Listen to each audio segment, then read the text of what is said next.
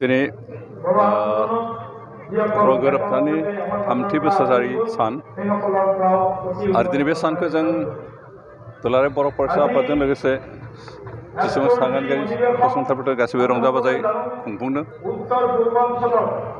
बेखि दिनैनि बे सानखौ खुंनायनि गुदियावनो माखासे जाहोन दं। मोनसे जाबाय बे सुक्ति खालामखांनायनि उनाव दुलाराय बिटिआर ओनसोलाव गोजोन थासारि फैदों आरो बे गोजोन थासारिखौ लानानैनो बिटिआर ओनसोलनि गासैबो सुबुंफोरनि जौगानायनि थाखाय खामानि मावनो हानाय जादों आरो अन्तत बिटिआरआव सिगाङाव जिबायदि सरकार दंमोन खुनु सिस्टेम गैया, खुनु नियम निति गैया, बेखौ जों बोस्रांनानै मोनसे सिस्टेमाव लाबोनो हानाय जादों आरो बे थांनाय बोसोरथाम सुक्ति जाखांनानै जे थांनाय बोसोरथाम बियो दुलाराय ओनसोलनि थाखाय जोबोद मोजां, रंजाथाव, गोजोन थासारि गोनां आरो जौगानाय बायदि मोनसे थासारि जों मोनदों आरो बेनिखायनो दिनै बे सानखौ जों रंजानाय हिसाबै पालन खालामदों। बेनि अनगायैबो जोंहा बिटिआर सुक्तियाव जिखिनि मोनथायनि सोमोन्दै रादाय दंमोन, बे रादायनि 70% जों इटिमेटै कमप्लिट खालामबाय। मेजर माखासे दंबावोमोन, बिनि बिथोराव बयनिख्रुइबो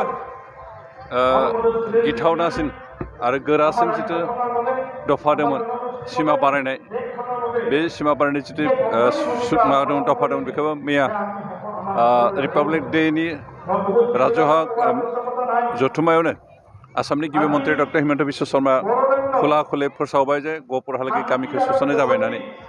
आरो बे फार्स्ट स्टेप हिसाबै, गिबि आगान हिसाबै गासै 60 गामि सुस्रांनाय जादों।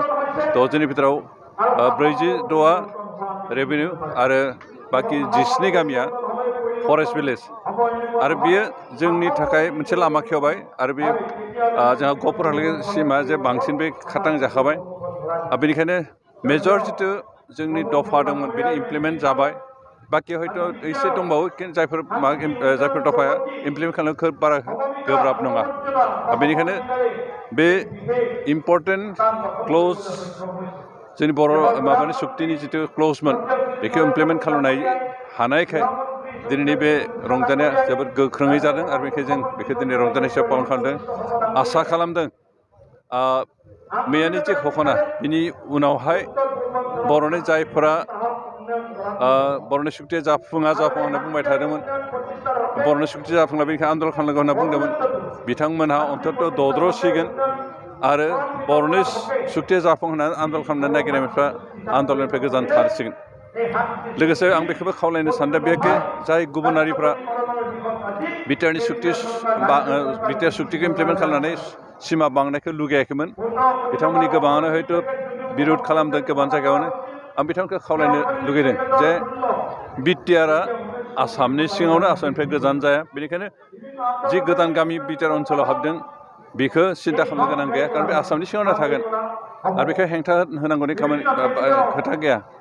जे बिटिआरआ आसामनिफ्राय गुबुन जानायमोनब्ला, बेयाव हाबोमोनब्ला हेंथा होजागौमोन, खिन्थु बिटिआरआ आसामनि सिङावनो। आनखि दा बुंनो थाङोब्ला बिटिआर ओनसोला गोदो बिटिआर जायै समाव जोबोद गोग्लैसोनानै थानाय अबस्थायावमोन।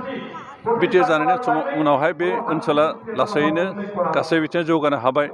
हयथ' दासिमहालागै बिटिआर जायोमोनब्ला बेखिनि डेभेलपमेन्टआ बेखिनि ओनसोलाव जानाय नङामोन। दा बिटिआरनि बाहेरायाव जायफोर गामिखौ जों सोसनदों, बे दासिमहालागै गोग्लैसोना थानाय, कारण हानि पाट्टाबो गैया, लामा सामा गैया, स्कुल बायदिसिना बेबस्था गैया, दै लोंनाय बेबस्था गैया, बेबायदि अबस्थायाव गोग्लैना दं। बेनि गाबोन बिटिआरआव हाबजानाय लोगो लोगो बिनि डेभेलपमेन्टआ स्पिड आप जागोन।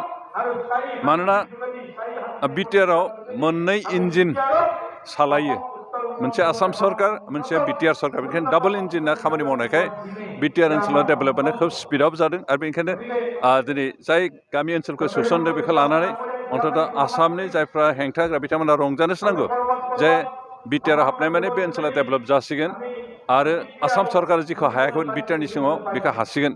बे बाथ्राखौ साननानै दिनै जायफ्रा हेंथा होग्रा बे हेंथा होग्रा फर्सफोर, बिथांमोना अन्तत' गोजोनसो मोननांगौ, गोजोननांगौसो, रंजानांगौसो। आं बेनिखायनो खावलायदों जे जायफ्रा प्रतिरद खालामदों, जायफ्रा हेंथा होदों, बिथांमोना जाय खोथाखौ सिन्था खालामनो हेंथा होलासेनो गोसो गोथारै बरायो जाहाथे जोंनि ओनसोला डेभेलप जायो। बुंनांगौ जेबो गैया, खामानियानो प्रमान होबाय। बेनिखायनो जायफ्रा सोंखारिदों बिसोर गावसोरनो लाजिखासिगोन, बेखौ आं जेबो बुंनो सानाखै। माथ्र' बिथांमोना खोथा बुंनाय समाव मोजाङै सानै हयै बुंब्ला मोजां, खारन जि सुक्ति खालामबाय बे सुक्तिखौ इमप्लिमेन्ट खालामगोन होननानै दिनै भारतनि गाहाय मन्त्रि भारतनि नखर बिफाननि मन्त्रि आरो आसामनि गिबि मन्त्रिया बारे बारे बुंबाय थादों खुथारै बुंबाय थादों जे आसामनि बर' सुक्तिनि मोनफ्रोमबो दफाखौ मावफुंनाय जागोन आरो बेखौ 2024नि सिगाङावनो मावफुंनाय जागोन होननानै खोथा बुंदों आरो बेनि सायाव जोंहा फोथायनाय दं आरो रायजोफ्राबो जाहाथे गासैबो फोथाय बेखौनो खावलायनाय जायो।